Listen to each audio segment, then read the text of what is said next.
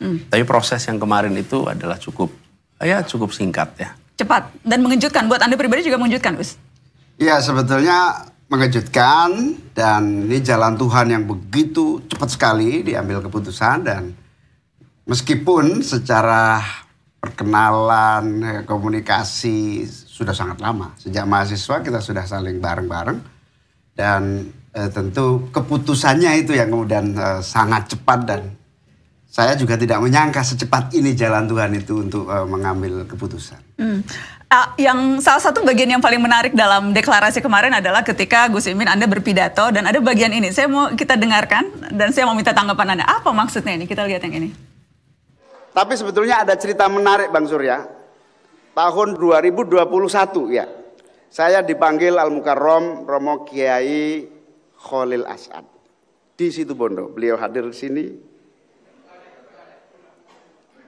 Beliau adalah putra Kiai As'ad Samsul Arifin pendiri NU. Saya dipanggil, Muhaimin, menurut saya kamu harus pasangan sama Anies Baswedan.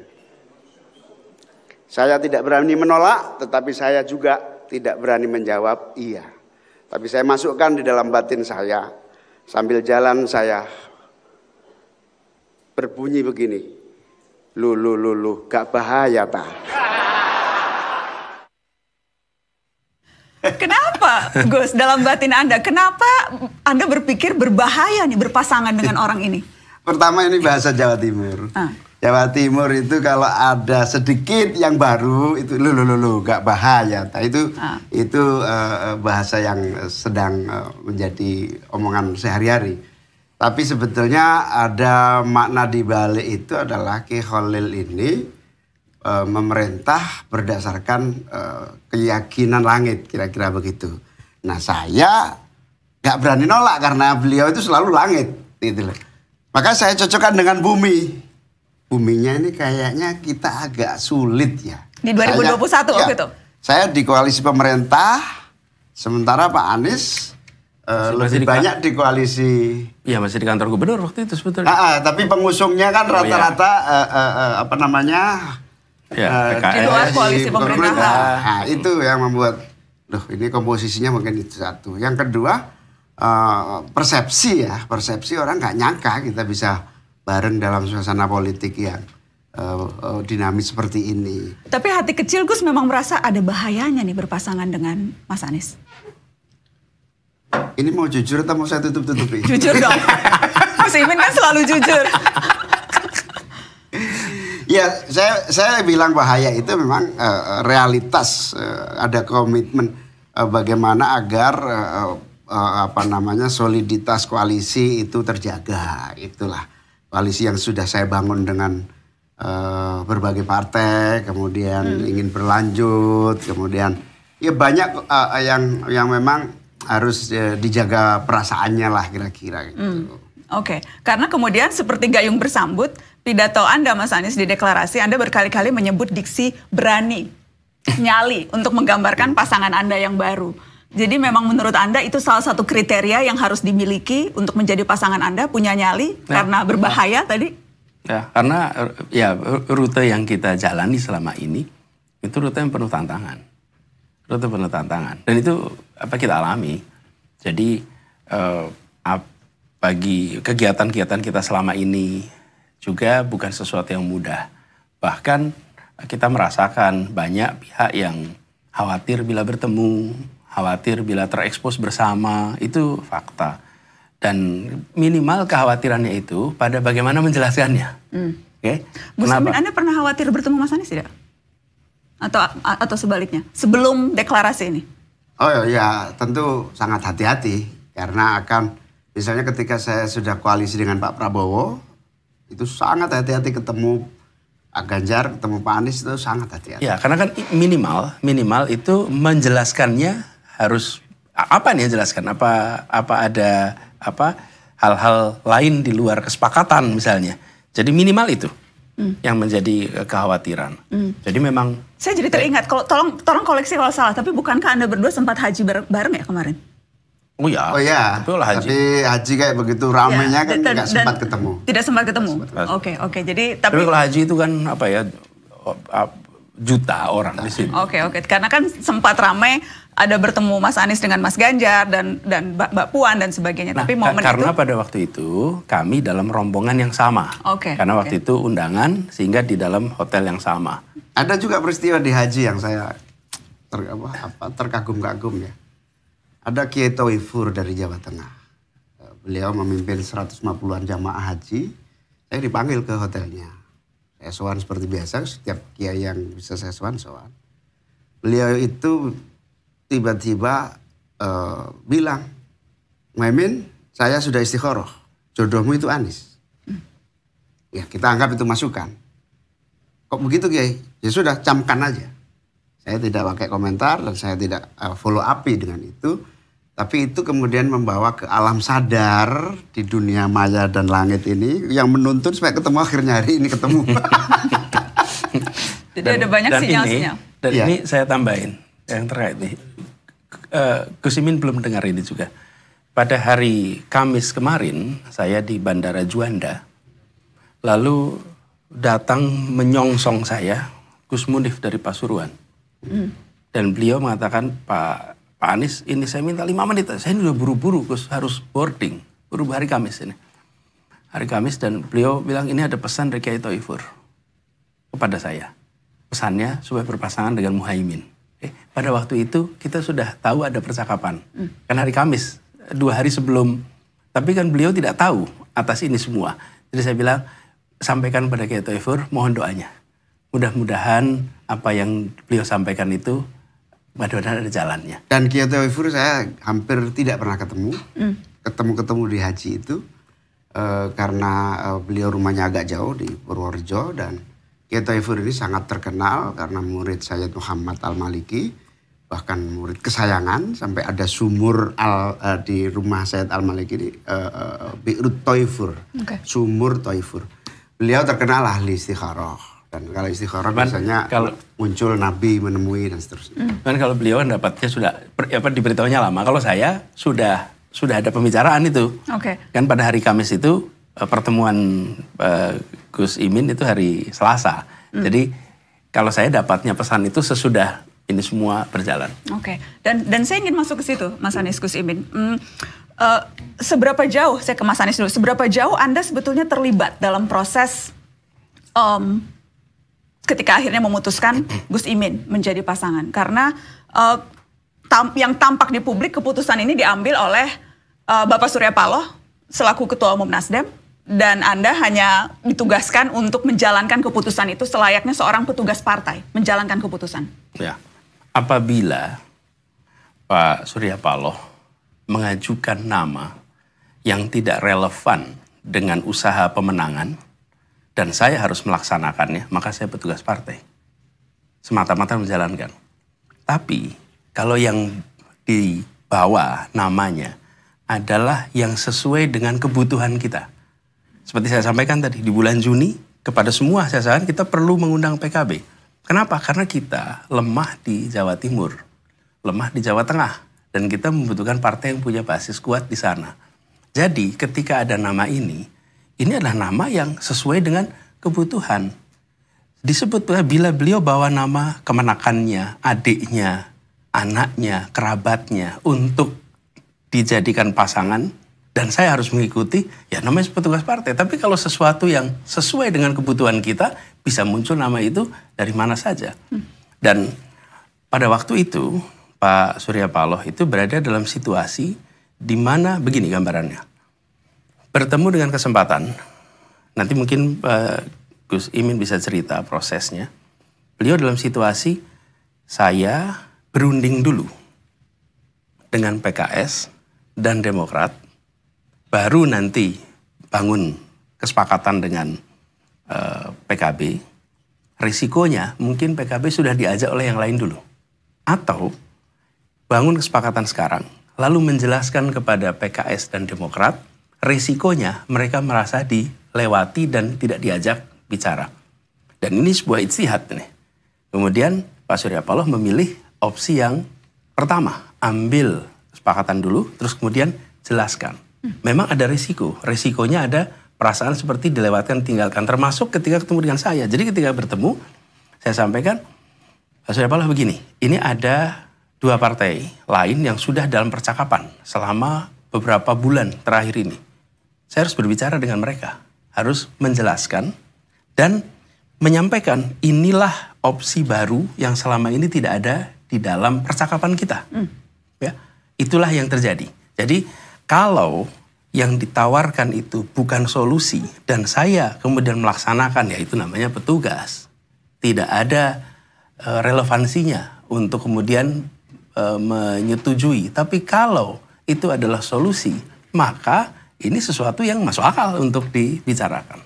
Gus Imin, sejak kapan percakapan dengan Pak Surya Paloh soal cawapres ini mulai berkembang secara serius? Apakah memang di malam itu, di Selasa malam, atau sebelumnya Anda sudah membuka pintu percakapan itu? Saya baru sekali ketemu Bang Surya dan hasilnya itu bicara tentang Pilpres. Tidak pernah sama sekali. Nah, tapi ada peristiwa yang memang ini jalan Tuhan. Sekali itu, maaf Gus, sekali itu ya Selasa malam ya itu dok. Saya tidak pernah ketemu dan saya tidak punya bayangan untuk berkoalisi dengan Nasdem. Nah, ceritanya sederhana sekali, tapi luar biasa. Ini saya bilang ini takdir. Jadi hari Senin itu Rakornas pemenangan pemilu. Saya tahu ini peserta Rakornas Indonesia ini pasti memaksa saya ngambil keputusan. Mereka udah nunggu lama untuk siap bergerak. Saya bilang banyak dimuat di media, saya sampaikan di pidato pembukaan. Untuk kali ini, jangan sekali-sekali mengevaluasi saya soal Pilpres. Kasih waktu saya untuk melihat dinamika yang masih sangat tidak pasti. Tolong, untuk Rakornas kali ini tidak bahas Pilpres. Kita khusus spesifik Pileg. Ternyata berkembang di situ. Berkembang keras dan bahkan di Rakornas itu muncul kesimpulan Muhaimin sama PKB ini ibaratnya pemegang mandat ideologi PKB, pemegang mandat cita-cita PKB, pemegang mandat ajaran-ajaran PKB dan NU serta Islam, pesantren. Yang kedua, PKB pemegang mandat historis sejarah. 2 mandat ini tidak boleh berhenti stuck, tidak jelas arahnya kemana. Ibarat di rapat serius ini diputuskan adalah ideologi dan sejarah ini harus mengalir seperti air kemanapun tujuan itu ada. Mereka bersih kesimpulan koalisi hari ini stuck.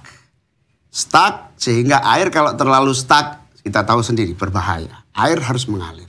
Sebuah kesimpulan yang menurut saya di luar perhitungan saya. Kok ada keputusan air ini harus mengalir cepat. Stuck itu karena apa? Apa faktor yang kemudian membuat ini dirasa stuck? Koalisi ini koalisi sebelumnya kan? Ya, mereka ingin segera kampanye saya dengan siapa. Mereka ingin gambar-gambar yang sudah ada Pak Prabowo dengan saya itu diperbarui yang sudah rusak-rusak itu.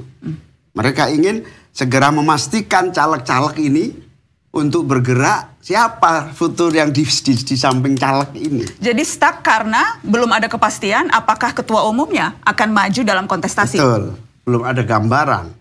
Nah saya sudah melarang membahas itu, tetap aja dibahas dan diputuskan air harus mengalir. Keputusan itu, lalu saya datang ke acara ulang tahun PAN malam itu. Tanpa saya duga ada pertemuan Pak Surya Paloh Selasa malam. Selasa malam. Jadi malam berikutnya, 24 jam setelah keputusan teman-teman. Yang menghubungi Pak Surya, Anda atau Pak Surya menghubungi Anda, Gus?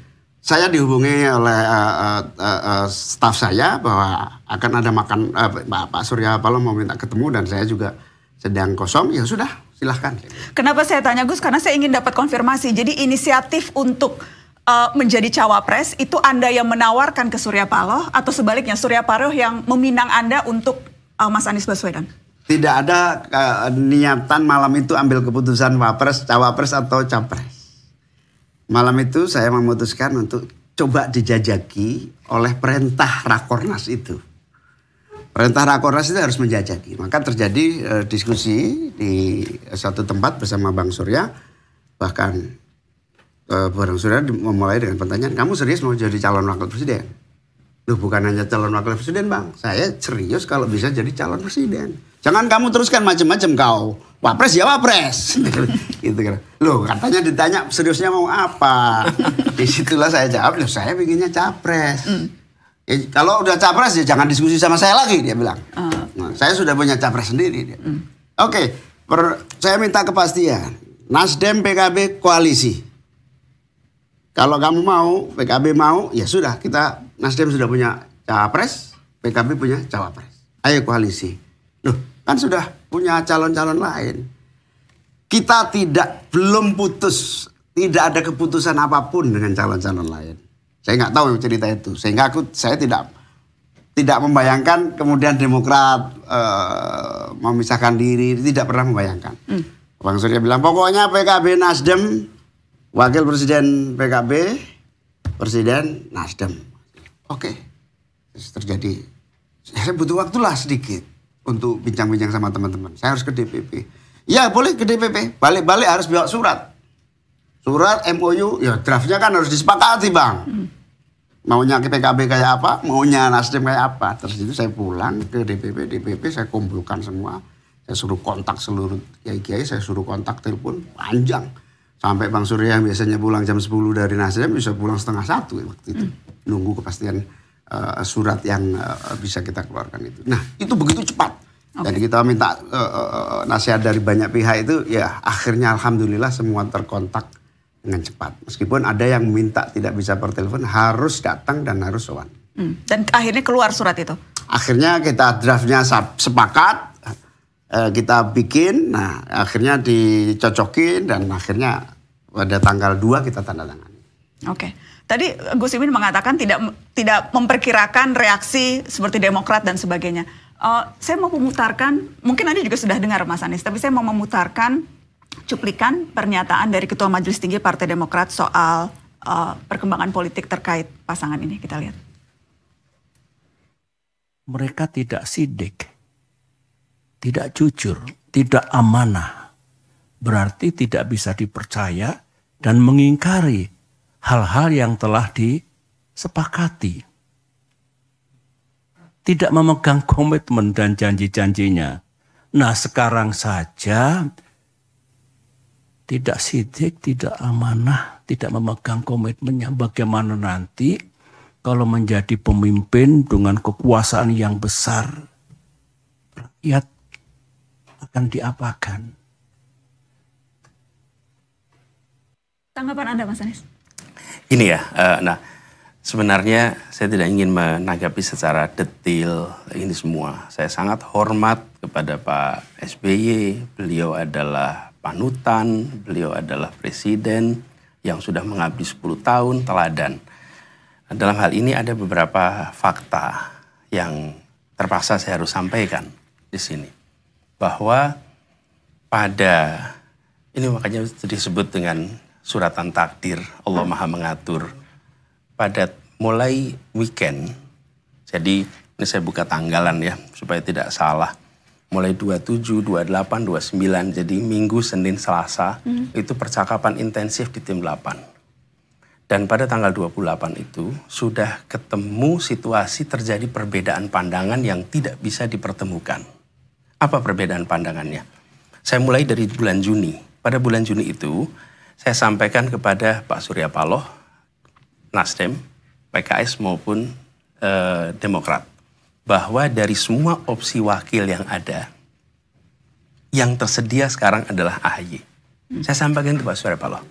Dan Pak Surya Paloh ketika saya mendengar itu, beliau tidak menolak. Tapi beliau mengatakan, begini, itu adalah opsi yang boleh kita lakukan pencalonan di ujung.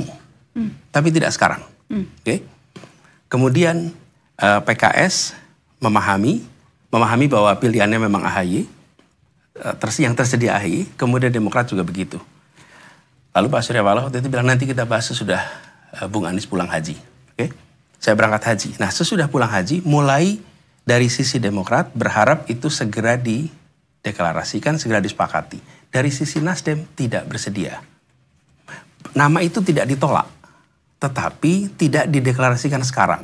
Dicoba, dicari penjembatan, sampai akhirnya tidak ketemu.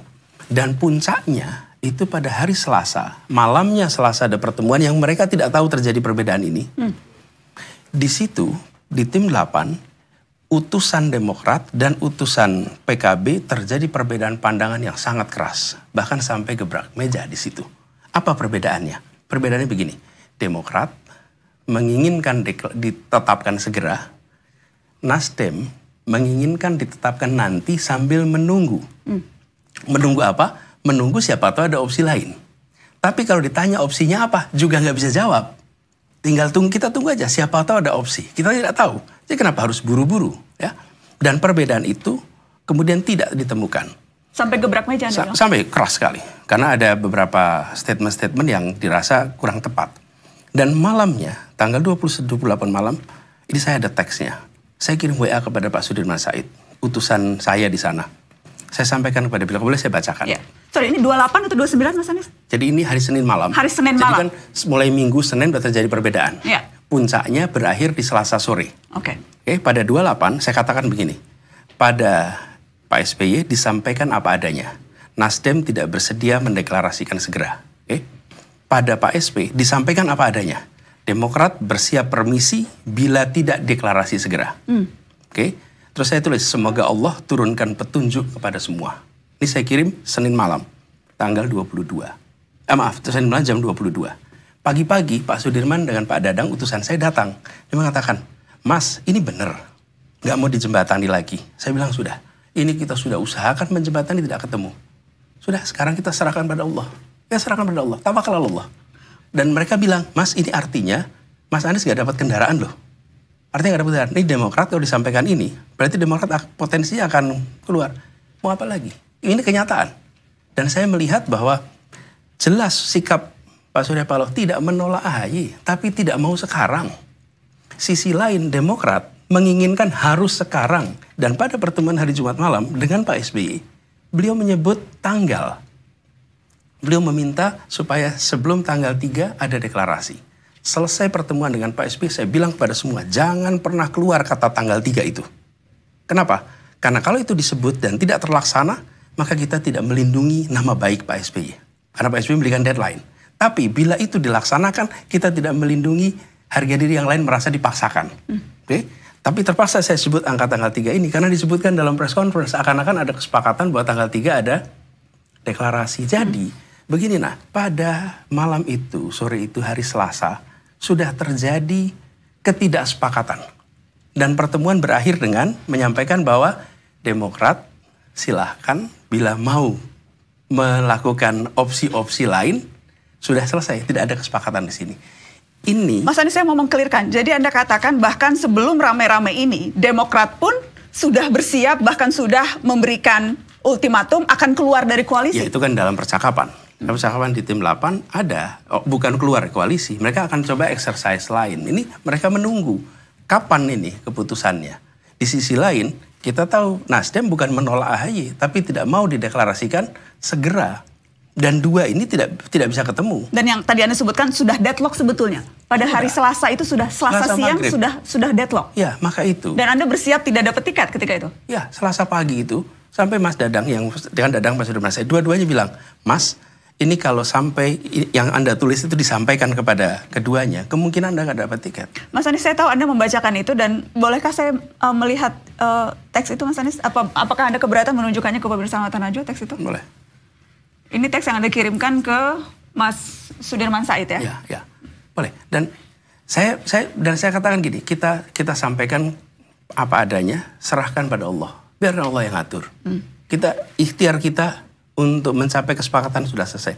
Dan dua utusan Nasdem, Pak Sugeng Suparwoto dan Pak Willy, dua-duanya tegas, tidak bersedia sekarang. Tidak mau, mereka tidak seperti garisnya Pak SP, tidak menolak, tapi tidak mau sekarang. Mas Anies, saya mau konfirmasi beberapa hal yang kemudian muncul baik di rilis Sekjen Partai Demokrat maupun dalam pernyataan pers. Dan yang salah satu yang kemudian paling menonjol adalah ada surat, Mas. Surat yang beredar yang disebut sebagai tulisan tangan Anies Baswedan yang meminta AHY menjadi pasangan. Saya ingin tunjukkan suratnya dan saya ingin konfirmasi ke Anda. Apakah ini surat yang Anda tulis, Mas Anies? Benar. Itu jadi begini, kan saya bilang tadi weekend itu, hari Jumat, utusan saya di tim 8 datang dan menyampaikan bahwa Anies ini utusan dari Demokrat mungkin akan ditarik. Kenapa? Karena tugas yang diembankan kepada mereka tidak terlaksana. Jadi kemudian apa yang bisa dilakukan? Mereka meminta bahwa benar Anies menyampaikan pilihan yang ada adalah AHY. Dan itu sudah saya katakan kepada Nasdem sejak Juni, kepada PKS sejak Juni, kepada Demokrat juga. Tapi mereka bilang mereka tidak mungkin mendatangkan saya. Jadi mereka minta ada sesuatu lah yang tertulis, yang bisa ditunjukkan. Jadi dalam situasi begitu udah ambil aja dah. Saya minta ajudan, ambilkan kertas, saya minta ambilkan buku yang ada kertas bergaris, saya tulis sekarang. Jadi saya tulis, kalau itu dipersiapkan pasti kita siapkan pakai diketik yang rapi, sebagai surat resmi. Udah, saya tulis aja.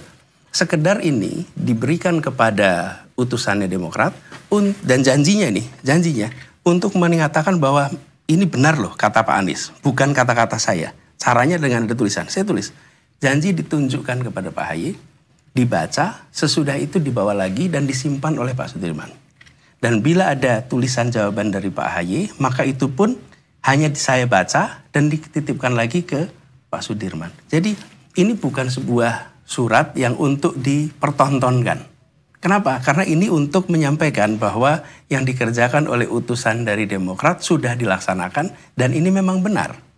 Jadi saya menulis kemudian untuk menyampaikan harapan apakah berkenan untuk menjadi pendamping. Okay. Nah, tidak ada pemotretan karena itu kami juga heran. Kok bisa ada fotonya? Karena setahu kita tidak pernah ada pemotretan dari Pak Sudirman ataupun yang lain. Bahwa sekarang itu kemudian disampaikan sebagai bahwa Anda sudah tanda tangan hitam di atas putih. Dan bukan hanya tanda tangan, saya ingin mengutip Pak SBY sempat bilang, Anies menyampaikan kepada saya dan didengar oleh semua. Awal September ini berarti hari-hari ini akan mendeklarasikan koalisi ini dalam kapasitasnya Capres dan Cawapres.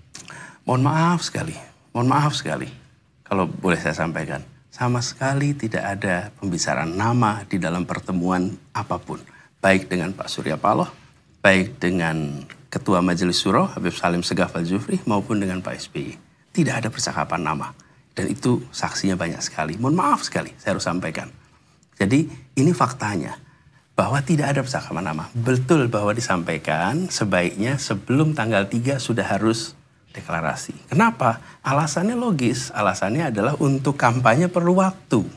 Tidak cukup kalau nanti mepet waktunya. Jadi alasan-alasan logis. Nah, tetapi tidak ada kesepakatan itu. Bahkan saya ingin garis bawahi di sini. Yang bisa menuliskan pencalonan itu bukan capres. Yang bisa mencalonkan itu adalah ketua-ketua partai yang bisa mencalonkan.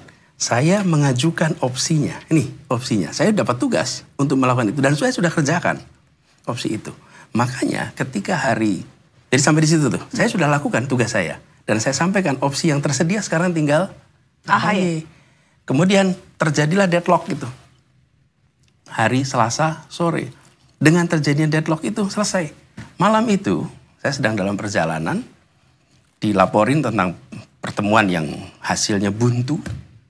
Lalu dalam perjalanan saya mendapatkan telepon dari kantor Nasdem, diminta untuk ke kantor Nasdem hari Selasa malam. Okay. Jadi saya kantor Nasdem dan ketemu di situ Pak Surya Paloh itu kira-kira jam 9, setengah 10 malam lah. Tidak pernah ada pertemuan jam setengah 10 malam mendadak. Lalu menceritakan yang tadi diceritakan oleh Gus Imin. Nah ketika itu saya sampaikan, Pak Surya Paloh, ini opsi yang kita tidak pernah pikirkan. Saya bilang istilah saya unthinkable. Tak terfikirkan. Lalu gimana? Saya akan coba bahas juga dengan teman-teman di PKS dan Pak Surya Paloh jelaskan, saya ada pilihan ngobrol dulu, tapi kemungkinan nanti PKB ditarik yang lain, atau ambil kesepakatan dulu dan baru jelaskan. Oke, kalau gitu malam ini juga. Jadi sekitar jam 12 malam saya ngontakin Pak Sudirman. Waktu itu beliau saking lelahnya itu beliau udah tidur atau dipijat malam itu kecapean. Saya datang ke rumahnya. Sampai rumah jam 12 malam. Lalu di situ kita bahas soal ini, kita teleponin. Utusan saya yang satunya Pak Dadang bisa datang. Ngontakin semua utusan PKS maupun Demokrat. Mencoba malam itu ketemu. Sampai 1:30 gak ada hasil, ya sudah besok pagi. Lalu besok paginya Pak Dirman bertemu dengan Pak Sohibul Iman dari PKS dan juga Pak Iftitah dari Demokrat. Okay. Menyampaikan progres ini. Dan tujuannya untuk saya bertemu. Untuk saya kemudian mendiskusikan soal ini. Dan inilah yang kemudian PKS merespon. Dan kita bisa bertemu dengan PKS. Dan ketika bertemu dengan PKS, PKS menyatakan bahwa secara material kita senang karena ada partai baru yang bergabung dalam koalisi. Tapi secara prosedural kami tidak suka karena keputusannya diambil oleh Nasdem secara sendirian tanpa berkonsultasi pada kita. Tapi materialnya cocok bahwa ini adalah sebuah opsi yang menarik. PKB bisa bergabung. Itu, nah, Demokrat tidak bisa berjumpa.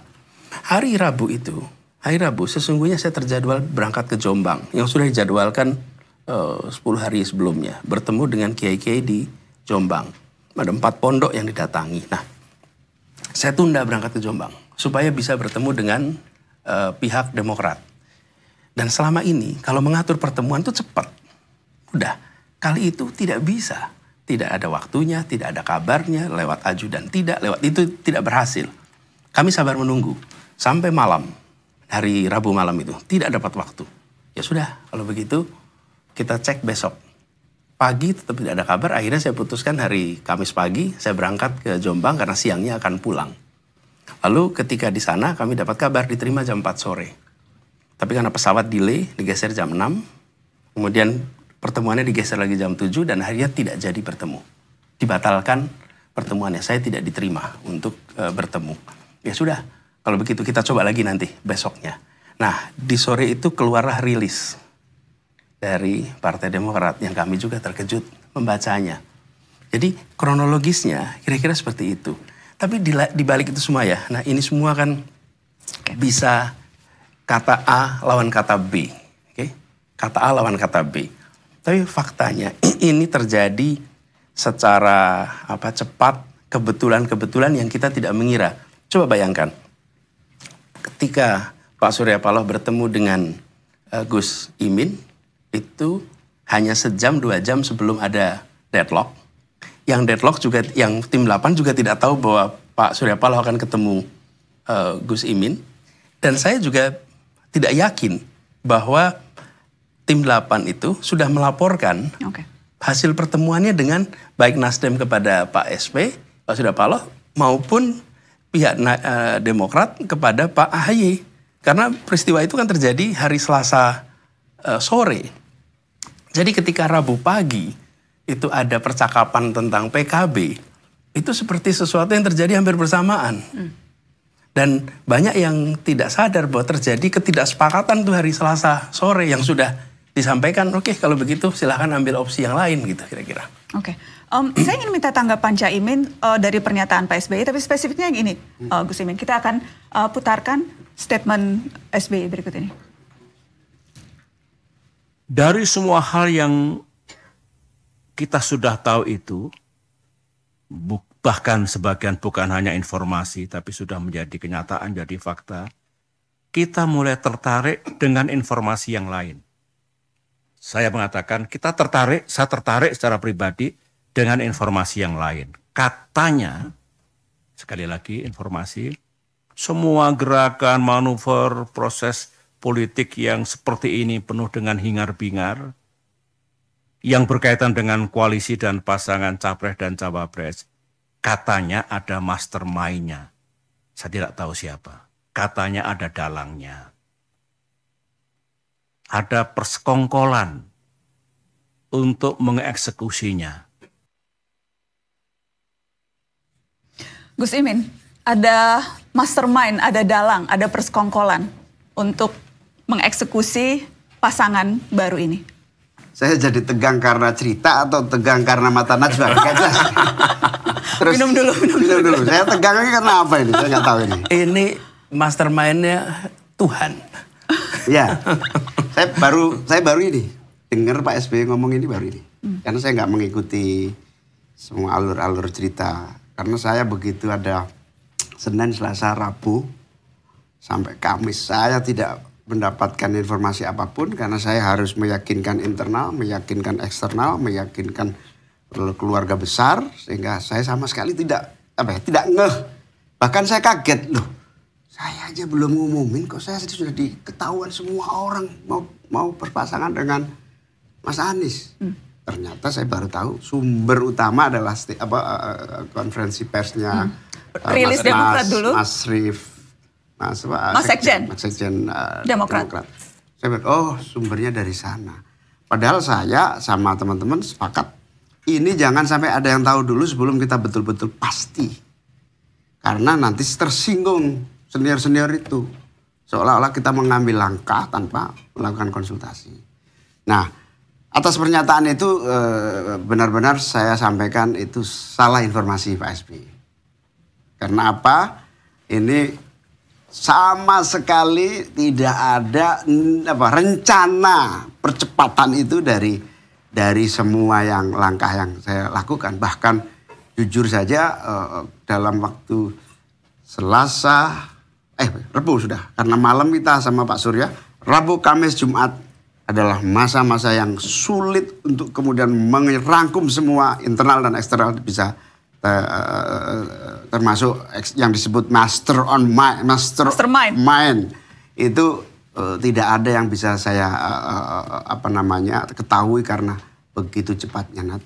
Ini jalan cepat yang benar-benar cepat tanpa ada pertimbangan siapapun kecuali pertimbangan internal partai. Gus, tadi Anda sebutkan ada kekhawatiran senior-senior merasa ditinggal begitu. Sejauh ini apakah kekhawatiran itu terbukti, Gus? Apakah misalnya teman-teman koalisi Anda di Koalisi Indonesia Maju merasa Anda meninggalkan seperti halnya Pak SBY merasa ditinggalkan? Betul. Jadi yang saya paling khawatir kenapa saya wanti-wanti kepada teman-teman Nasdem, saya wanti-wanti kepada teman-teman di PKB, please rahasia. Karena kalau ini sampai diketahui senior di eksternal, senior di internal, beliau akan tersinggung. Karena saya butuh waktu secepat-cepatnya untuk meyakinkan para senior internal dan eksternal. Butuh waktu yang tidak mudah karena kesibukan kita sangat masing-masing sulit kadang-kadang berhubungan dengan cepat. Apa tadi pertanyaannya? Apakah kemudian mereka tersinggung, Gus? Sejauh komunikasi saya misalnya dengan Gerindra, alhamdulillah saya ceritakan apa adanya. Dengan teman-teman Gerindra, saya bilang ini saya mengikuti jalan keputusan partai.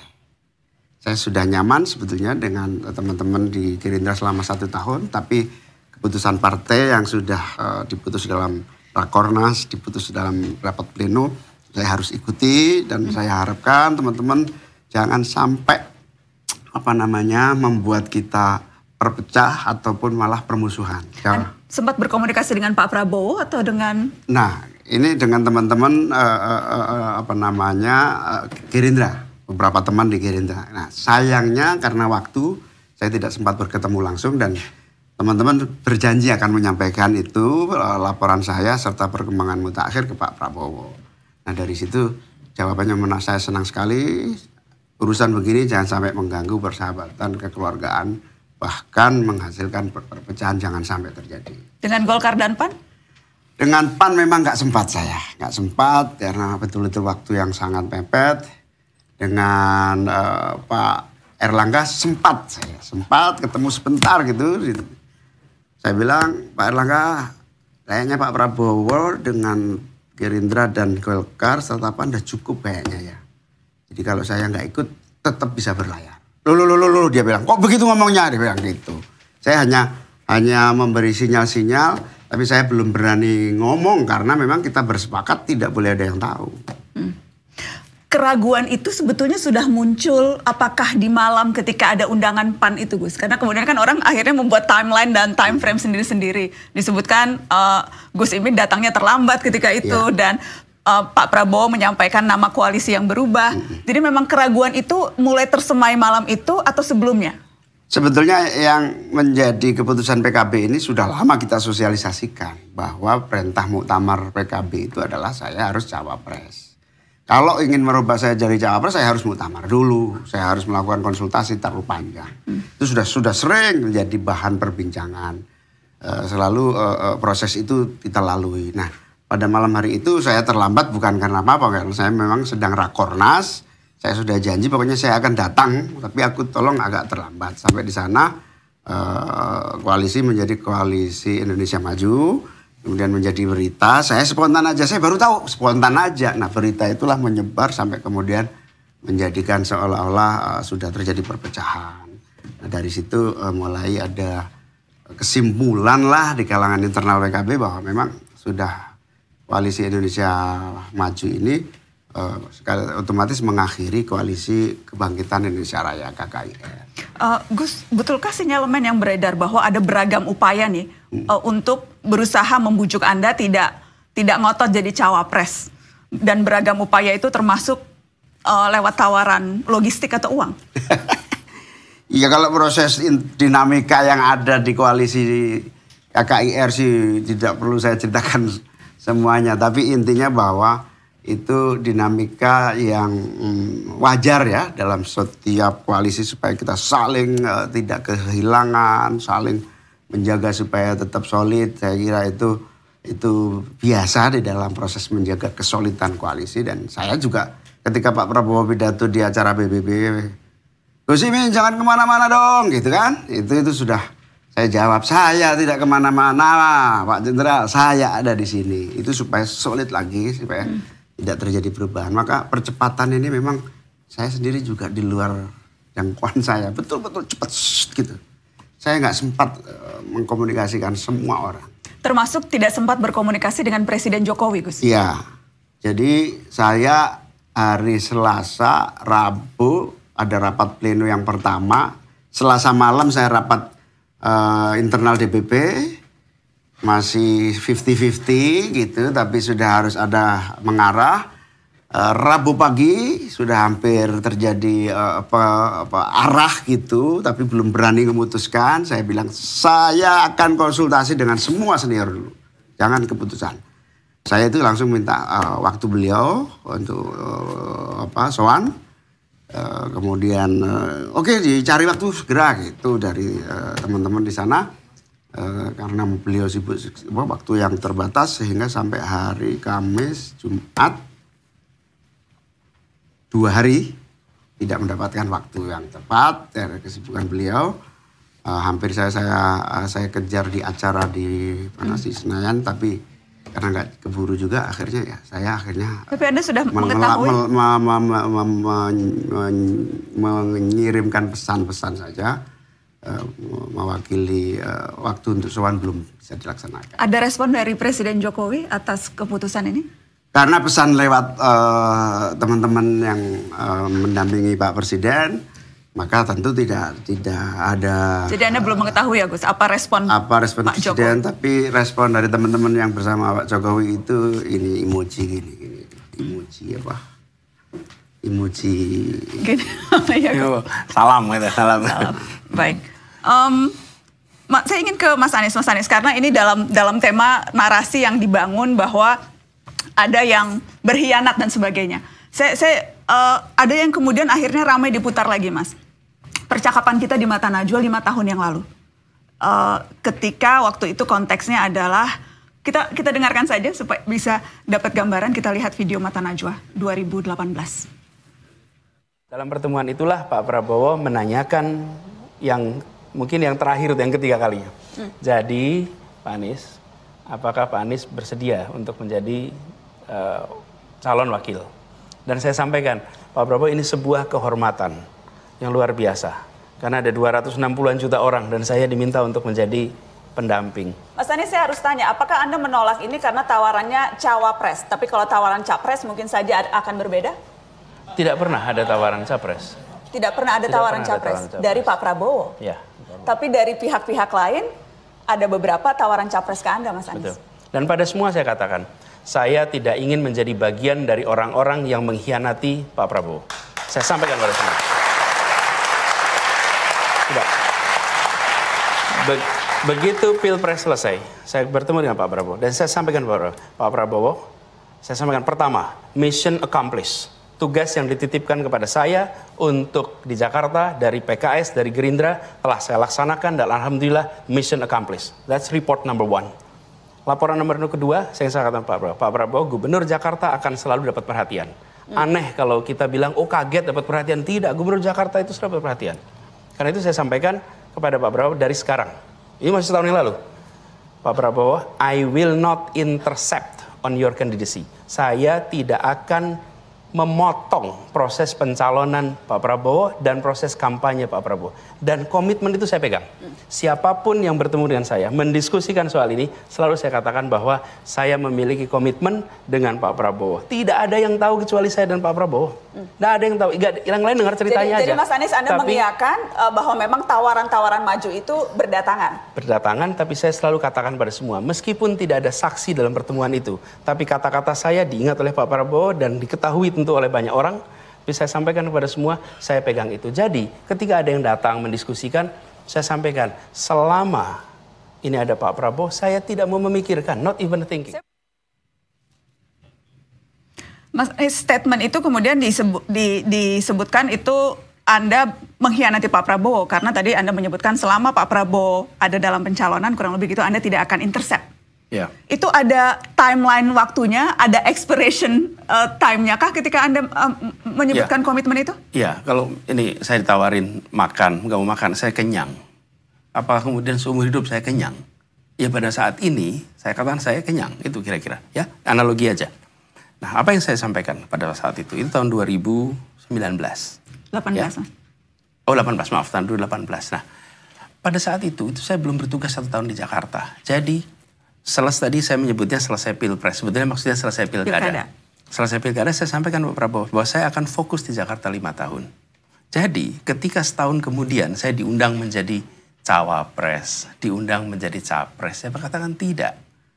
Ketika jadi cawapres saya bilang sama Pak Prabowo bahwa saya berjanji 5 tahun di Jakarta, dan Pak Prabowo mengatakan itu. Jawaban saya itu sama Pak Prabowo dikatakan kalau tidak salah pada saat beliau mau mencalonkan.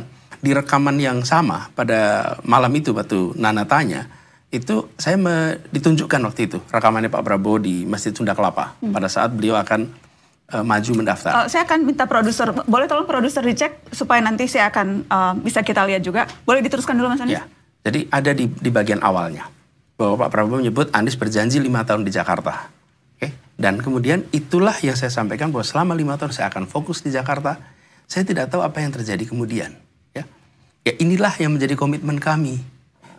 Jadi kami ingin memastikan bahwa apa yang dilakukan oleh semua pendukung untuk kerja di Jakarta jangan ditinggalkan.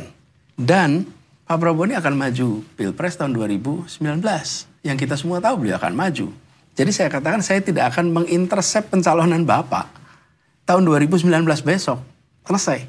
Jadi itu semua sudah ditunaikan. Jadi tidak ada yang dikhianati. Ini adalah satu komitmen menuntaskan kerja di Jakarta, tidak akan belok dari tugas di Jakarta, dan saya tunaikan tugas ini hingga selesai. Saya mau cek, apakah produser Mata Najwa sudah menemukan cuplikan itu? Boleh tolong diputarkan? Itu sebetulnya kami minta. Tadi beliau mengatakan beliau sudah akan sumpah 5 tahun. Beliau harus setia kepada sumpahnya kepada rakyat dan sebagainya, ya kan? Ini yang Anda maksud, Mas Anies? Ya, jadi ketika kita berbicara itu konteksnya 5 tahun kemarin, bahwa saya berkomitmen untuk di Jakarta, saya tidak akan kemudian mengkhianati komitmen saya. Komitmen saya juga Pak Prabowo, bahwa 5 tahun saya akan di Jakarta dan itu saya selesaikan. Jadi ini menurut saya agak terlalu jauh. Kalau kemudian dinyatakan sampai kapanpun tidak akan bersedia dicalonkan. Nah, sekarang juga saya tidak mencalonkan diri. Saya sedang bertugas di Jakarta, dicalonkan oleh partai yang pada saat pilkada juga tidak mendukung saya. Yang mendukung saya adalah PKS. Dan sejak kemudian dicapreskan oleh Nasdem, apakah sudah sempat bertemu dan berbincang dengan Pak Prabowo? Belum. Saya waktu itu menyampaikan permintaan untuk berjumpa, belum dapat waktu. Kemudian kita coba beberapa kali, belum ada waktu, sehingga saya kirimkan surat kepada beliau dan menyampaikan kepada beliau perkembangan yang sudah saya lewati, tuntas di Jakarta, dan juga perkembangan bahwa ada dinominasikan oleh Nasdem. Dan kemudian saya kirimkan surat itu kepada beliau. Bagaimana Anda menggambarkan hubungan Anda dengan Pak Prabowo sekarang? Saya hormat pada Pak Prabowo. Pak Prabowo adalah pribadi yang memiliki kecintaan pada Indonesia yang luar biasa, dan saya akan selalu hormati beliau. Baik. Nah, saya ingin catatan kemarin, termasuk yang kasus yang kemarin disebutkan terkait peristiwa beberapa hari ini. Peristiwa beberapa hari ini, kalau kita perhatikan, sudah terjadi itu ketidaksepakatan. Nama yang saya usulkan sudah. yaitu nama yang tersedia satu nama. Tapi terjadi ketidaksepakatan antar partai. Bahkan di ujung sudah dikatakan, deh silakan Demokrat bisa mengeksersis opsi apapun. Jadi pada saat itu saya sudah di dalam situasi di mana utusan saya sendiri mengatakan, Mas, ini artinya Mas bisa nggak berlayar hari Selasa pagi. Dan saya katakan, sudah kita serahkan pada Allah. Bila memang Allah takdirkan untuk berlayar, insya Allah berlayar. Ada caranya yang kita nggak tahu. Bila Allah takdirkan tidak berlayar, insya Allah itu yang terbaik untuk kita. Dan dua-duanya pada saat itu diam. Pak Sudirman maupun Pak Dadang, dua-duanya diam. Mas, ini adalah keputusan penting. Ya, tapi sudah kita tawakal Allah. Dan kita tidak pernah menduga, saya tidak pernah menduga di malam hari muncul opsi baru, nama baru, partai baru di dalam koalisi. Sama sekali. Makanya ketika saya diundang untuk berdiskusi, saya katakan unthinkable. Jadi tidak ada hal di sini yang dicederai. Karena memang tegang kita. Sudah terjadi ketidaksepakatan itu. Anda mau menggambarkan itu untuk kemudian, karena sekarang kan narasi yang kemudian banyak berkembang adalah Mas Anies digambarkan sebagai pengkhianat nih. Sebelumnya mengkhianati komitmen dengan Pak Prabowo, kemudian sekarang mengkhianati komitmen dengan SBY, dan seterusnya dan seterusnya. Ya. Anda berusaha menjelaskannya dalam konteks itu? Bukan hanya menjelaskannya. Jadi dilabeli bukan berarti kita melakukan. Itu kan persepsi yang dicoba dimunculkan. Tapi fakta ini adalah fakta yang boleh diuji dalam sejarah. Oke. Dan saya ingin sampaikan juga pada semua, ya ini ujian. Kalau kita mengerjakan banyak hal, pasti ada persepsi yang bisa berbeda. Karena itu saya sampaikan. Nah, walaupun ini kami tunjukkan fakta-faktanya, pada akhirnya kita ini sedang berusaha untuk Indonesia yang lebih baik. Perubahan yang bisa dilakukan untuk seluruh masyarakat. Kita ingin agenda perubahan itu bisa jalan. Itulah tujuan utama, misi utamanya itu bukan bagi-bagi posisi. Misi utamanya adalah melakukan perubahan. Jadi saya melakukan penjelasan ini sebagai sesuatu yang terpaksa harus dikerjakan karena ada informasi yang tidak lengkap atau tidak akurat. Tapi menurut saya ini tidak akan pernah selesai he says, she says. Ya kata dia, kata saya. Tapi ini fakta, ini jelas, dan saya jelaskan apa yang kami alami, apa yang kami putuskan. Selebihnya kita maju ke depan, nengok ke depan untuk Indonesia yang lebih adil, Indonesia yang lebih baik untuk semuanya. Saya mau nyambung sedikit ke Gus Imin karena kemudian akhirnya ya itu tadi Mas Anies bilang ini persepsi yang sedang coba dibangun. Ya. Dan kemudian akhirnya soal pengkhianatan itu ke belakang sampai keluar lagi tuh. Wah, sama pasangannya juga dulu mengkudeta Gus Dur. Berkhianat juga pada Gus Dur. Itu narasi yang kemudian disambung-sambungkan. Tanggapan Anda soal itu, Gus? Narasi itu tiap 5 tahun selalu muncul. Setiap pemilu dimunculkan, disiarkan. Tentu musiman lah, saya bilang itu musiman. Tetapi tuduhan saya berkhianat itu sama sekali tidak beralasan. Bahkan ada yang bilang saya kudeta. Yang benar adalah bahwa justru saya dikudeta. Dikudeta oleh orang-orang yang kemudian Gus Dur memberhentikan saya. Bahkan saya dengan ikhlas berhenti dari ketua umum. Saya nonaktif. Hampir 1 tahun saya menyatakan terima atas pemberhentian Gus Dur. Bahkan termasuk yang paling langka. Semua orang yang dipecat Gus Dur ngelawan. Satu-satunya ketua umum yang dipecat Gus Dur tidak ngelawan hanya saya. Bahkan setelah saya serahkan, kemudian kepemimpinan diambil alih oleh Ali Maskur dan Yeni. Ali Maskur sebagai wakil ketua umum, Yeni sebagai sekjen, terjadi kepemimpinan lebih kurang 1 tahun. Dan saya tidak ikut-ikut, saya kembali menjadi salah satu ketua. Nah, dalam proses kepemimpinan Ali Maskur dan Yeni inilah, itu hasil kudeta terhadap saya. Dan saya terima, nggak ada masalah. Tapi di situ karena nggak legitimate, bukan ketua umum, maka harus mengganti ketua umum supaya bisa daftar ke KPU. Karena harus daftar ke KPU, maka yang sah di KPU adalah tanda tangan saya sebagai ketua umum dan Yeni sebagai sekjen. Maka dititik temukan supaya saya bisa berdaftar. Itu tidak bisa terjadi. Karena tidak bisa terjadi, maka kita cari jalan supaya PKB bisa ikut daftar. Jalan yang paling singkat itu apa? Legalitas. legalitas atas kepemimpinan. Nah, saya ketua umum, tanda tangan sendiri dengan wakil sekjen nggak mungkin. Ali Maskur wakil ketua umum tanda tangan dengan sekjen, nggak bisa diterima KPU. Kayaknya dicoba, itu pun gagal. Begitu gagal, ya sudah, kita cari jalan. Salah satu-satunya jalan adalah pengangkatan Yeni sebagai sekjen itu nggak sah. Karena Yeni diangkat bukan muktamar, Yeni diangkat sebagai sekjen di tengah jalan. Nah, penggantian itulah berkonsekuensi agak ribut segala macam. Nah, ini jadi cerita keluarga ini.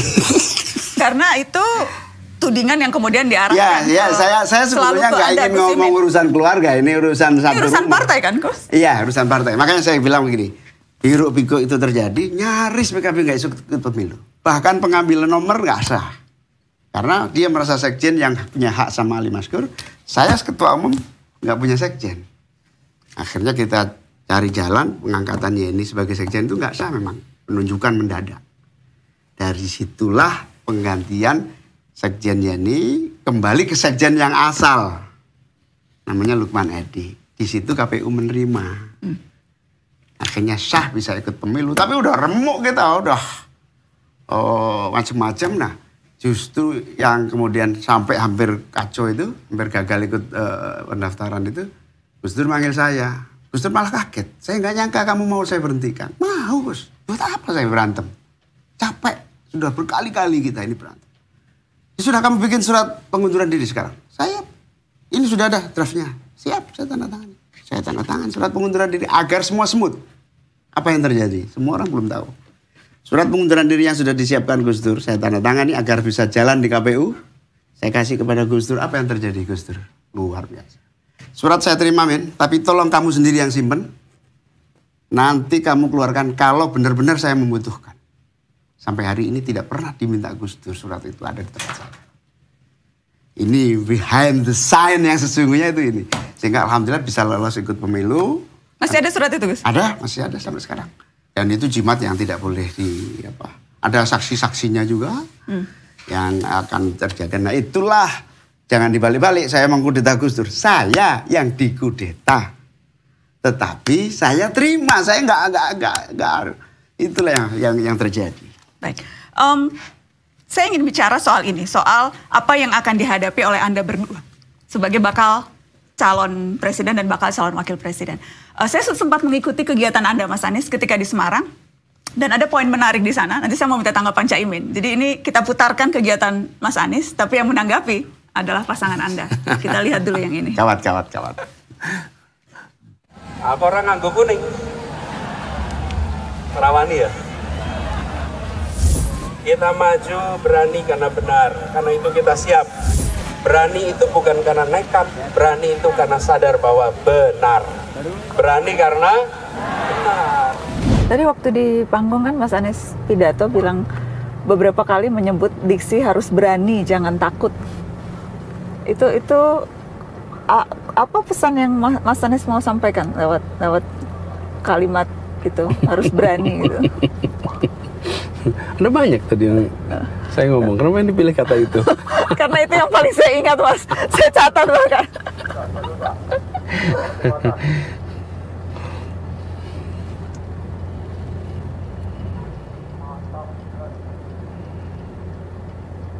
Iya, karena saya ngalamin banyak yang, ya bukan saya ngalamin ya, sebetulnya lebih tepatnya saya dengar lah apa yang dialamin oleh teman-teman masyarakat, bahwa ketika bikin aktivitas, bikin tidak selalu dapat kemudahan.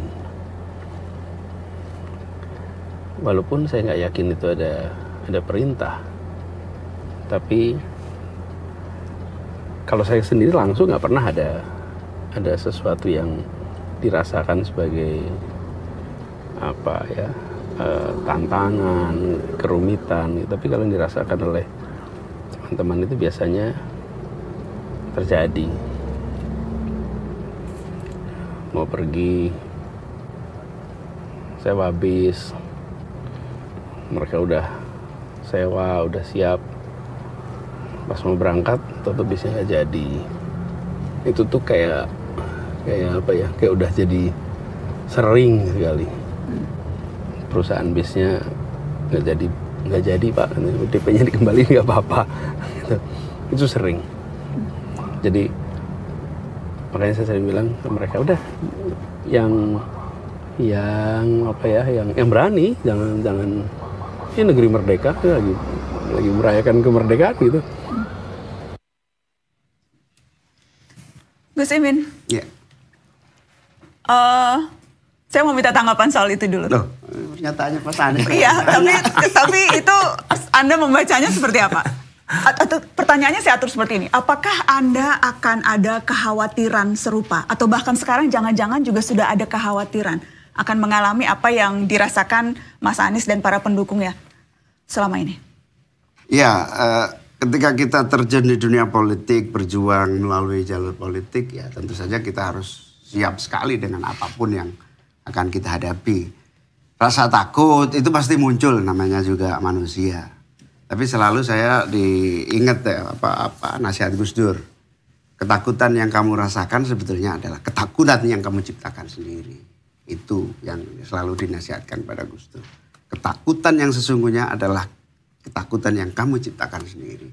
Tapi sebetulnya kategori yang tepat, saya di luar konteks pidatonya Mas Anies ya, kalkulasi politik itu sebetulnya bisa menjadi lanjut atau tidak lanjut, positif atau tidak positif, maslahah atau madorot, itu sebetulnya disebut berani atau tidak berani di situ. Gus Imin, bagaimana membaca langkah KPK yang melakukan proses penyidikan dugaan kasus korupsi sistem proteksi TKI di Kemenaker? Ya. Terjadinya di 2012, saat itu Anda menjadi menteri dan prosesnya sedang berlangsung sekarang. Bagaimana Anda membaca itu? Ya, saya harus hormati, hargai, dan dukung penuh semua langkah-langkah KPK di dalam menuntaskan kasus korupsi. Bahkan kalau mau tahu, saya juga salah satu pembuat undang-undang awal KPK ketika awal reformasi. Sehingga bagi saya pemberantasan korupsi, menuntaskan kasus korupsi akan saya dukung terdepan untuk menjadi bagian yang tidak terpisahkan dari langkah-langkah kita bersama untuk menghentikan dan membersihkan bangsa ini dari korupsi. Itu komitmen saya. Makanya saya beberapa kali juga diminta keterangan KPK, saya datang dan saya jelaskan semuanya. Begitu juga, ini saya baru baca tadi, katanya besok saya dipanggil. Anda sudah dapat surat pemanggilan? Saya sudah dapat surat pemanggilan dan sebetulnya saya mau datang. Tapi acara saya di Banjarmasin, ini pembukaan musabaqah tilawatil Quran sedunia, internasional. Saya sudah dijadwalkan oleh teman-teman JQH, Jamiatul Qurra wal Hufat, ini organisasi para hafid dan qori NU. Ini saya sudah dijadwalkan lama untuk membuka forum MTQ internasional dari banyak negara. Sebagai wakil ketua DPR saya harus membuka itu. Maka kemungkinan saya minta ditunda, tapi sejauh ini saya ingin menyampaikan bahwa saya seperti halnya warga negara yang lain mendukung seluruh langkah KPK dan siap membantu seluruh upaya pengatasan korupsi. Bahkan acara-acara di KPK untuk komitmen pemberantasan saya selalu datang. Ketika ada sejumlah pihak, terutama ini dari para pendukung Anda Gus Imin, yang mengaitkan pemanggilan kasus yang terjadi tahun 2012 dan dikait-kaitkan, wah ini karena habis deklarasi dengan Mas Anies nih, ini pasti ada intervensi politik, ada suara-suara itu muncul. Anda mengiyakan itu, Anda juga sependapat pemanggilan Anda ini ada hubungannya dengan deklarasi yang baru saja terjadi? Saya tidak bisa mendikte persepsi orang loh ya. Kalau saya tegak lurus saja, KPK memang lembaga yang berwenang untuk menuntaskan kasus-kasus korupsi. Dan saya tidak dalam kompetensi atau punya wewenang untuk menilai itu politis atau tidak politis. Kalau pasangannya, apakah Anda mau berkomentar soal kasus yang saat ini? Kita hormati KPK. Mereka bekerja dengan profesional dan saya yakin mereka akan terus bekerja dengan profesional. Jadi tidak ada hubungannya dengan baru saja dideklarasikan sebagai pasangan Anda, Mas Anies? Mudah-mudahan tidak. Mudah-mudahan tidak. Itu harapan kita. Biarkan sejarah nanti membuktikan. Oke. Yang juga menarik pada saat ketika saya ikut kegiatan Mas Anies di Semarang 2 minggu yang lalu adalah pernyataan yang ini. Saya ingin putarkan dan nanti lagi-lagi saya mau minta Anda sebagai pasangan baru untuk menanggapi. Kita lihat. Kok bukan saya yang Panas. Karena komentarnya disampaikan oleh pasangan. Kan harus saling melengkapi katanya. Baru satu sesi pertama kali. Saya belum pernah diskusi dalam kecuali di sini. Sekalian, jadi natural sekali ini. Kita lihat yang ini. Gini Bapak sekalian, saya pesan pada semua, tidak perlu menyerang pemerintahan sekarang. Ini pesan, nggak usah. Mungkin saja Bapak Ibu sekalian ada yang tidak setuju dengan kebijakan pemerintahan sekarang. Kalau mau mengkritik kebijakan pemerintahan sekarang, silakan dilakukan, tapi jangan sambil mendukung Anies. Dipisah. Kalau mau mengkritik saja. Kalau mau kampanye, kita kampanye saja. Jangan digabung. Tidak perlu mengkritik pemerintah sekarang. Saya mau minta Mas Anies melengkapi komentar dulu supaya dapat konteksnya. Kenapa pendukung tidak boleh mengkritik? Anda sendiri mengkritik pemerintah, Mas Anies? Ya, ini begini, ini dengan relawan yang bekerja bersama warga. Oke, tugas mereka adalah menjelaskan apa yang akan dikerjakan di 2024 ke depan. Apa misi yang kita bawa. Oke, dan itu harus menjangkau semuanya. Jadi tidak perlu membawa tema-tema yang bisa justru membuat perbedaan. Ini adalah relawan lapangan ya, yang akan bekerja di daerah ini di provinsi ya relawan.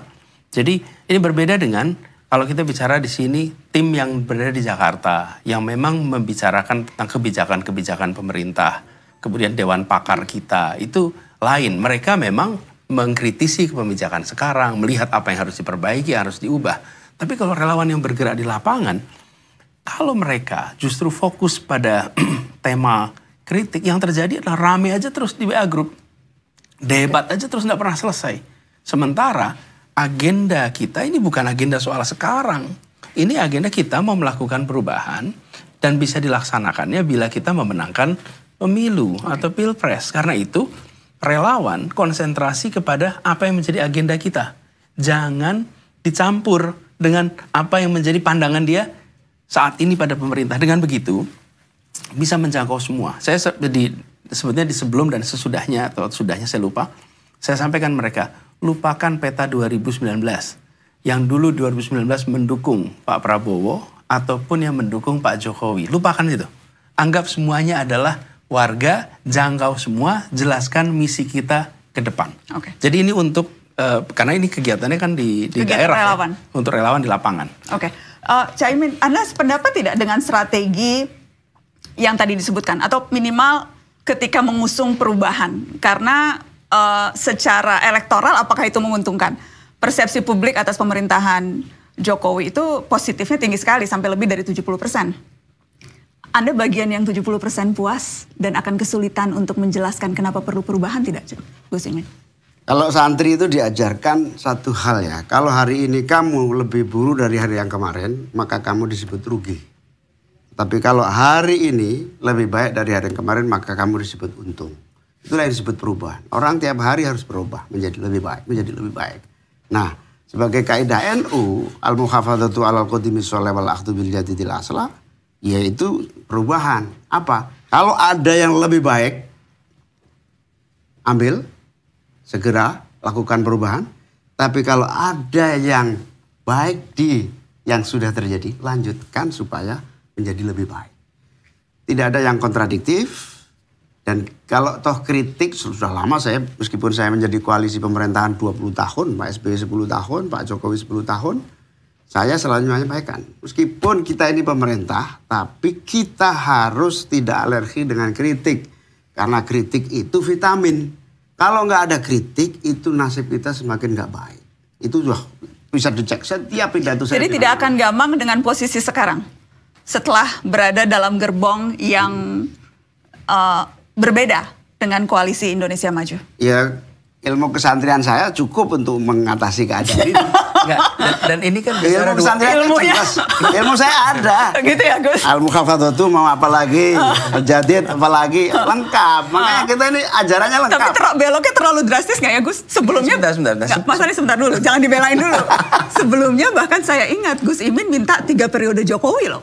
Dan sekarang tiba-tiba blast perubahan. Terlalu jomplang rasanya. Waktu itu krisis COVID ya. yang sudah mulai ada pertumbuhan ekonomi yang membaik gitu ya. Nah, saya didatangin oleh pelaku ekonomi, Pak Muhaimin, ini jangan goncang loh ya. Ini coba kalau pemilu goncang bisa nol lagi ini. Nah, saya secara spontan, ya nggak ada masalah. Kalau mau ditunda, bukan perpanjangan ya, ditunda pemilunya saya nggak masalah. Nah, itu bukan hanya tidak masalah, jangan-jangan lebih baik penundaan pemilu itu. Wah, ternyata omongan saya itu keluar di media dan tidak ada satupun di Republik ini yang mengapresiasi. Saya digebukin ya berarti maaf saja, jangan diteruskan. Berarti saya bahaya itu kalau diteruskan, itu bahaya. Makanya saya digebukin orang sedunia. Kira-kira sekarang akan digebukin nggak Gus setelah Anda pindah ke koalisi yang seberang? Ini sebentar. Ini kita bicara 24 ke depan. Ya. Kan sekarang ini koalisi itu sampai tahun 24, bukan? Tapi kan disebutnya melanjutkan, Mas. Kalau dari sebelah sana bilangnya melanjutkan. Kalau nggak apa-apa, tapi kalau kita melihatnya bahwa yang sedang dibangun sekarang ini adalah untuk kita di 2024 ke depan. Jadi karena itulah kenapa saya sering sampaikan kepada relawan, kita konsentrasinya ke depan. Dan di Jakarta para tim pengamat, kemudian tim juru bicara, kemudian pakar-pakar, ya mereka mengkritisi apa yang sedang ada sekarang. Oke. Tetapi buat relawan yang kerja, rangkul semua, seluruh warga. Gitu kira-kira. Perubahan itu pasti. Tapi perubahan tidak mungkin bisa lebih cepat tanpa menggunakan keberhasilan yang sudah diraih. Gus, kalau begitu saya mau ngetes kesuhuan Anda tadi Gus. Ya. Tadi kan Gus Imin bilang, sudah suhu. Santrinya sudah mantap gitu kan. Bukan, semua teorinya sudah ada di santri gitu loh. Kalau gitu kalau kita terapkan pada kasus tertentu. Karena Mas Anies di UI, di Visipol UI waktu itu kuliah umum, sempat mengatakan soal kualitas demokrasi Indonesia yang turun. Kita dan memberikan contoh seperti ini. Ada banyak warga menggunakan Konoha hingga Wakanda saat menyampaikan kritik. Dan itu self-censorship. Yang bisa dibaca, warga ini sebetulnya takut bersuara. Anda sependapat dengan pasangan Anda? Warga saat ini takut bersuara, Gus? Saya justru bukan dengar dari Mas Anies ini. Saya berbaca di semua dialektika di sosial media, Wakanda sama apa? Konoha. Saya kira itu biasa-biasa aja ya sebagai salah satu ekspresi kehati-hatian, tidak menyinggung, kalau prinsip saya atau PKB itu kan begini, ngeritik boleh, tapi jangan melawan atau menghinakan, itu aja. Ya dengan kalimat itu mungkin nggak bisa dituntut di pengadilan, kira-kira begitu ya sah-sah aja. Jadi itu Anda tidak sependapat dengan Mas Anies bahwa itu bentuk warga yang takut menggunakan haknya bersuara sehingga harus menyensor dirinya sendiri? Sebelum takut itu ya, jadi karena ada ruang di dalam undang-undang kita yang memungkinkan pihak lain untuk kemudian menuntut. Saya sebut pengadilan tadi itu. Salah ngomong bisa kena pengadilan. Jadi kalau ruang itu ada, yang buat orang jadi hati-hati. Tapi kalau ruang itu tidak ada, apa? Dari ruangnya undang-undang ITE itu. Jadi bisa disebut masalah pencemaran nama baik dan lain-lain. Nah, di situ ruang itu yang harus tidak ada. Harusnya kita tidak memberikan ruang yang membuat orang mengungkapkan fakta dan fakta itu tidak menyenangkan atau menunjukkan hal yang tidak baik, lalu dianggap sebagai pencemaran nama baik. Bayangkan dapat pelayanan di bengkel yang tidak baik, lalu menyebut pelayanan itu, lalu pencemaran nama baik bengkel itu. Masalah bukan? Dan kemudian sekarang kan memang sedang ada proses untuk merevisi Undang-Undang ITE. Itu sesuatu yang Anda akan sama sikapnya? Pasti. Saya mau cerita sedikit nih. Di Bogor ada seorang Habib punya pesantren, punya pengikut. Ada seorang pedagang, dagangannya hancur, tidak laku, bangkrut. Hanya gara-gara ada edaran dilarang belanja di luar keluarga ini. Dia main di sosmed. Tidak menggunakan kata-kata kode, langsung tunjuk saya bangkrut gara-gara ini, di penjara langsung. Nah itulah bukti fakta bahwa tidak mudah menyatakan sesuatu, protes. Penjara anak ini, sampai sekarang saya berusaha menolong ini. Ini gak salah apa-apa ini anak, karena hidupnya dari dagang kelontong tahu-tahu ditutup gara-gara pengikut-pengikut. Ini gak fair undang-undang kita itu. Oke, jadi minimal pada satu sikap itu Bukan minimal, sama. ini kan baru sekarang. Ya makanya minimal belum baru pernah satu. ada. Belum pernah ada. Minimal baru satu. Belum pernah diskusi soal ini ya. Iya, betul. Nanti dan tentunya kan akan ada banyak isu-isu yang berusaha diselaraskan. Saya minta satu lagi sebelum kita menutup, satu lagi isu ini. Dan saya mau Gus Imin juga dengar, supaya tidak salah kita dengarkan yang ini. Negara yang seperti ini akan kita saksikan tanpa konflik kepentingan. Misalnya, yang seperti ini tidak ada market player yang sekaligus regulator. Kalau pedagang, pedagang saja. Jangan pedagang sekaligus pejabat, sekaligus pembuat aturan. Apalagi membuat aturan yang terkait perdagangan yang dibuatnya. Dan juga tidak kemudian serba rangkap jabatan, apalagi rangkap jabatan yang bertumpuk-tumpuk. Juga memastikan meritokrasi berjalan dalam pemerintahan, bukan memberikan keistimewaan pada keluarga. Mas Anies, to the point saja, yang Anda maksud pejabat yang punya pejabat bertumpuk-tumpuk, itu siapa ya Mas? Jadi ini fenomena yang banyak terjadi. Di mana Di negeri Wakanda kali itu. di Wakanda. Mungkin pakai istilah Wakanda ya, jadi aman ya kita. Waduh, kalau baca wapres aja sudah takut, gimana kita orang biasa? Ya, jadi kita lihat kok kenyataannya bahwa ketika menjadi gubernur, menjadi wali kota, bupati, menteri, menko, dan punya latar belakang di bidang usaha, kita harus berhati-hati sekali di situ. Karena potensi konflik of interest itu tinggi. Jadi saya melihat misalnya di Indonesia ini penugasan ekstra yang diberikan. Banyak sekali. Menko itu, Menko Kemaritiman misalnya, itu lebih dari 15 mungkin tugas tambahan yang masuk ke, atau bukan tugas tambahan, itu tugas yang diberikan di luar bagian dari Menko-nya. Dan ini sebenarnya bisa mengganggu tertib governance yang ada. Oke. Karena itulah kenapa saya sampaikan bahwa ke depan Indonesia ini punya stok banyak orang-orang yang baik, orang-orang yang hebat, yang bila diberi tugas itu bisa dijalankan. Jangan ditaruh di dalam satu saja, bukan bicara orangnya. Orangnya mungkin bicara mampu atau tidak bisa jadi mampu. Tetapi ini soal ketertiban organisasi dan menghindari konflik of interest. Bagaimana di satu sisi punya usaha, di sisi lain membuat regulasi yang terkait sektor yang di situ sektor bidang usahanya. Saya mau memastikan, jadi yang Anda refer ini dalam percakapan tadi adalah Menko Kemaritiman Pak Luhut. Yang terkait jabatan banyak iya, tapi Rangkap yang terkait konflik of interest itu udah banyak. Karena kita tahu Dan salah bahwa satunya apakah Pak Luhut? banyak sekali ya orang-orang yang memiliki usaha yang di waktu yang sama memegang kewenangan dan kemudian membuat regulasi di bidang yang jadi usahanya. Dan disinilah letak potensi konflik of interest. Nah, kita bisa lihat di dalam kebijakan-kebijakan. Ada satu kebijakan yang Anda mau spesifik Nah, soroti? cukup itu aja dulu. Yang baru-baru ini misalnya? Misalnya begini, ketika kita di DKI Jakarta, Jabodetabek, kualitas udara sedang buruk. Maka sebenarnya banyak yang bisa mendapatkan tugas. Ternyata dapat tugas juga sama juga. Jadi menurut saya Pak Luhut juga. Ini perlu ada prinsip meritokrasi.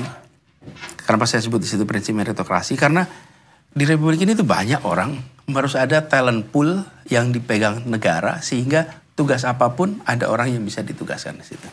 Ada kebenaran 100% setuju atau berbeda pendapat dengan yang tadi disampaikan Mas Anies? Secara normatif Undang-Undang Dasar 45 kita, seluruh tata norma aturan undang-undang yang kita punyai memang itu. Tujuan kita berpolitik, tujuan kita berpartai, itu situ. Tidak ada konflik of interest di dalam setiap kebijakan.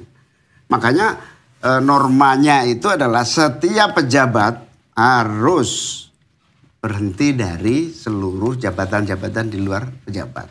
Bisnisnya berhenti dan seterusnya. Normatifnya. Saya cukup di situ saja. Anda mau komentar soal tadi nama yang disebut spesifik? Saya nggak ikut-ikut. Oke, kalau begitu saya ingin menutup dengan video ini. Video yang sempat ramai, yang terjadi di Mata Najwa juga. Gus Imin dan Mas Tapi Anies. sebentar, sebelum sampai situ, saya ingin sampaikan juga yang terkait apa yang terjadi dalam seminggu ini, kalau boleh. Bahwa apa yang terjadi kemarin itu ada perspektif-perspektif yang mungkin antar pelaku itu berbeda. Dan tadi siang saya mendengar juga Mas Ahy memberikan press conference, menyampaikan itu, dan kami menghormati apa yang menjadi pilihan dari Partai Demokrat. Karena itu juga kita tahu sejak Selasa sore memang terjadi ketidaksepakatan, dan saya berharap kita bisa semuanya melihat tidak ada yang sempurna. Saya tidak sempurna, pelaku-pelaku semua ini tidak sempurna, dan bila ada khilaf, salah atau hal yang tidak sesuai dengan harapan, kita saling memaafkan. Insya Allah kita melihat Indonesia yang lebih baik ke depan, kita ingin perubahan yang lebih baik untuk semuanya. Insya Allah. Ini catatan aja atas apa yang kita diskusikan tadi. Apa yang menyatukan Anda berdua ya? Mungkin ini salah satunya, kita lihat. Pak Gub, Siap, Pak Ketua. apakah kita bisa bareng-bareng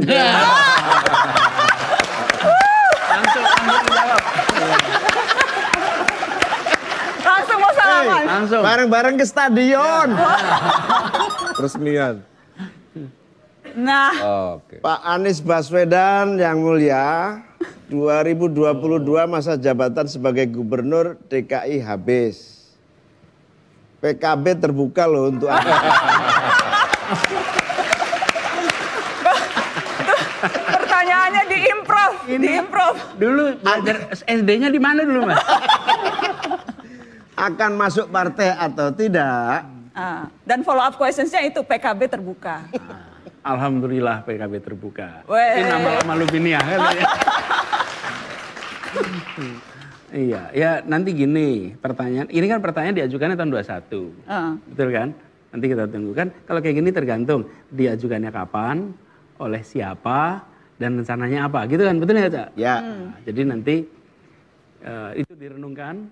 Nanti ketika pertanyaan muncul, kita pikir jawabannya. Tapi PKB menarik nggak? Mau menarik dong. Menarik dibanding Nasdem, Kenapa? menarik Karena mana? ada Caimin di situ. Oh, Nasdem ada Surya Paloh. Ada semua lah. Itu sebut aja nama-nama satu-satu. Tapi kalau Caimin itu teman kuliah itu. Dari mahasiswa. Teman regional mahasiswa. Teman The Fantastic Four. Wah. Jadi terbuka kemungkinan itu ya Mas Anies? Pokoknya semua kemungkinan terbuka. Termasuk bergandengan tangan menuju stadion. Menuju stadion, menuju mana lagi kita? Banyak tujuan lah kita. Menuju 2024? Ya, semuanya siap. Iya. Menuju 2024. Ya pesannya sederhana. Kalau mau dapat pasangan, datanglah undangan Mata Najwa. Wah, itu pesan paling utama. Gus, tidak sulit menyatukan karena sejarah yang panjang. Anda berdua sama-sama aktivis, sama-sama di UGM. Ya, saya PMI, sama-sama anti Orde Baru waktu itu. Dan saling mengerti betul. Tetapi kita punya banyak perbedaan. Orang banyak salah persepsi. Pak Anies tidak bagian dari NU, bahkan kategori berseberangan dengan NU. Nah, saya akan terus berdiskusi sama Pak Anies, dan diskusi 4 hari 5 hari ini meyakinkan saya Pak Anies tidak berubah, sama seperti dengan zaman UGM. Jadi, seorang yang pluralis, seorang yang tidak terpengaruh apapun di dalam isu-isu politik identitas, itu saya kira berbeda. Tapi memang Anda sadar bahwa kerap kali tudingan yang diarahkan ke pasangan Anda ini soal politik identitas. Sadar sekali, makanya lo gak bahaya itu karena kategori itu. Tetapi saya tadi bilang ilmu kesantrian saya, pengalaman rekor saya di dalam perjuang NU dari kecil sampai sekarang cukup buat saya untuk bersama-sama Pak Anies untuk menangkis seluruh isu-isu negatif seperti itu. Jadi siap membela pasangannya? Ya kalau sudah nikahan ya rumah tangga harus dijaga. Sudah nikah ya harus dijaga pasangannya, Iya. Gus. Dibuka kebenarannya, jangan salah persepsi. Jadi Anda tidak khawatir akar rumput nih, karena kayak misalnya sekarang beredar tuh ada cuplikan Ketua PWNU Jawa Timur yang bilang kalau NU bergabung dengan PKS PAN batal baiatnya dengan NU dan sebagainya, itu Ya, ramai dan sebagainya. Ramai sekali 2 hari ini. Bahkan saat deklarasi itu banyak yang berdoa, moga-moga PKS gak ikut. Ada itu, banyak sekali. Nah, alhamdulillahnya nggak datang, belum tentu nggak ikut lah ya, nggak datang. Begini, di NU atau saya nggak boleh ngomong NU sebetulnya. Di PKB itu ada yang disebut sebagai keputusan tertinggi, yaitu keputusan organisasi. Perbedaan cara persepsi itu akan selesai kalau ada sudah keputusan organisasi. Itu yang namanya ijtima terbesar, kesimpulan terbesar, itu keputusan organisasi. Nah, yang kedua, ada satu kategori teori yang disepakati semua. Satu musuh sangat berat dibanding hanya 1000 kawan. Sebanyak-banyak kawan lebih baik bagi Indonesia yang lebih baik. Sebanyak-banyak yang bergabung untuk menata Indonesia lebih baik. Makanya saya bersama Nasdem, bergabung bersama koalisi Nasdem, ya tentu sangat berharap semuanya tetap bareng mendukung kemenangan saya dan Pak Anies ini. Dan PKB dan PKS bersama itu bukan sesuatu yang menurut Anda, wah di luar nalar, apa tidak mungkin PKB itu, yang ideologinya berbeda dengan analisis PKS. Dan spekulasi yang umum. Pada dasarnya politik itu semakin banyak kawan semakin baik. Ya, dan meneruskan apa yang disampaikan oleh Gus Imin tadi, bahwa koalisi ini itu bersama dan solid. Dan kemarin juga PKS memutuskan untuk tidak hadir di Surabaya, dengan tadi ada catatan hikmahnya untuk suasana di internal, tapi juga bahwa PKS itu tertib organisasi. Ada dalam ADART-nya yang menyatakan bahwa Cawapres itu harus ditetapkan melalui sidang Majelis Syuro. Dan Majelis Syuro belum bersidang, jadi bagaimana mungkin berada di dalam sebuah kegiatan di mana dua partai deklarasi, yaitu Nasdem dan PKB, sementara PKS masih harus sidang Majelis Syuro. Tapi koalisi ini utuh, dan begitu Gus Imin menyampaikan bergabung ke Koalisi Perubahan, sorenya langsung PKS merespon dengan menyatakan selamat datang di Koalisi Perubahan. Bahkan Presiden PKS bertelepon langsung kepada Gus Imin begitu selesai dan menyampaikan selamat bergabung, selamat dan tinggal proses internalnya. Nah, saya sudah bersama-sama didukung PKS itu sejak di Jakarta. Jadi perjalanannya itu panjang.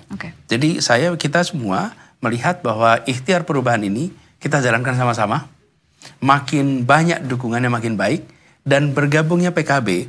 Kalau boleh saya ulang nih, nah, saya itu mengajak PKB itu menyampaikan kepada Pak SBY, kepada Mas AHY, kepada Pak SP, dan juga kepada teman-teman PKS. Kita berharap sekali. Ini bulan Juni nih saya udah bilang, mudah-mudahan PKB itu bisa diajak untuk bergabung. Tapi ya takdir Allah itu menunjukkan bahwa gabungnya adalah pada akhir Agustus dengan proses yang negara luar ini biasa. terlampau besar kalau hanya ditangani beberapa orang. Semakin besar, deal bagi-baginya semakin rumit tidak, Gus? Iya. Sudah ada pembicaraan itu? Belum. Porsi wewenang atau pembagian tugas dan sebagainya antara capres-cawapres belum masuk sedetail itu, Mas? Nanti kalau ada perbedaan diselesaikan tetangga fakultas.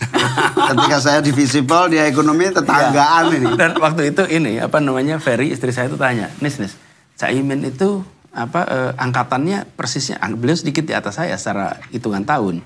Kelihatan lebih muda ya gitu. Nah, terus saya bilang, iya, Caimin ini awet 6. Awet 6 ya. Kalau nanti terjadi apa-apa kita selesaikan di UGM. Nanti kalau di UGM itu selesaikan satu tempat namanya SGPC. Itu SGPC itu sego pecel. Itu tempat kita sama-sama makan kalau di sana. Jadi langkah berikutnya setelah ini akan konsolidasi terus untuk menentukan bagaimana strategi ke depan dan sebagainya. Karena kan yang pasangan paling awal mendeklarasikan diri nih. Paling awal. Prediksi kira-kira Pak Prabowo dengan siapa ya akhirnya, Gus? Wah, saya sendiri gak tahu. Sampai terakhir belum ada tanda-tanda siapapun. Mas Ganjar, prediksi Anda akhirnya pasangannya siapa? Sama, apalagi Mas Ganjar. Saya Pak Prabowo aja nggak bisa menangkap sinyal, apalagi Pak Ganjar. Mas Anies, Anda ada prediksi? Nah, kita jangan masuk wilayah rumah tangga orang. Kita urusin rumah tangga. Udah sekarang udah berumah tangga gitu. Udah berumah tangga dan kita rumah tangga bikin rumah dulu. Tata barang dulu. Betul. Nata interior, nata mebel-mebel. Kita rapikan itu. Kita rapikan dulu, nanti baru kita jalan. Dan kita hormati lah apapun nanti keputusannya. Keputusan Pak Prabowo, keputusan Mas Ganjar, semua pasti bermanfaat buat kita karena beliau-beliau adalah orang-orang yang terbaik juga yang akan kita harapkan menjadi bagian dari upaya bersama-sama. Ini kan prosedur saja. Yang paling penting adalah tujuannya. Tujuannya adalah membangun Indonesia yang lebih baik, yang lebih maju, yang lebih sejahtera, lebih makmur. Nah, yang lebih penting dari keadaan itu sebetulnya adalah bahwa di antara para tokoh-tokoh yang maju ini, terutama saya paling bahagia itu pesan dari teman-teman di Gerindra itu kalau kita bisa bersanding dengan bahagia. Tapi kalau kita bertanding, suatu hari kita juga harus bersanding. Artinya ya pecah tidak boleh, tapi berkompetisi oke lah. Ya, dan ini, kita akan sering ketemu dengan perbedaan. Di keluarga aja ada perbedaan. Ada perbedaan itu kita harus bisa menjaga agar perbedaan itu tidak melampaui ambang batas. Karena kalau ambang batas itu terlampaui, maka rusak semua kepentingan. Nah, ini harus kita jaga. Jadi, tadi saya sampaikan, walaupun masing-masing punya persepsi tentang satu sama lain, tetapi persepsi itu perlu dijaga. Jangan sampai merusak tatanan kebersamaan. Jadi, boleh saja saya tidak bahagia dengan si A, boleh saja saya tidak bahagia dengan si B, tapi kita jaga supaya suasana kebersamaan sebagai bangsa ini tidak rusak. Tapi kalau kita tidak menjaga itu, maka ada jutaan orang yang mendukung masing-masing, yang kemudian bisa friksi di lapangan.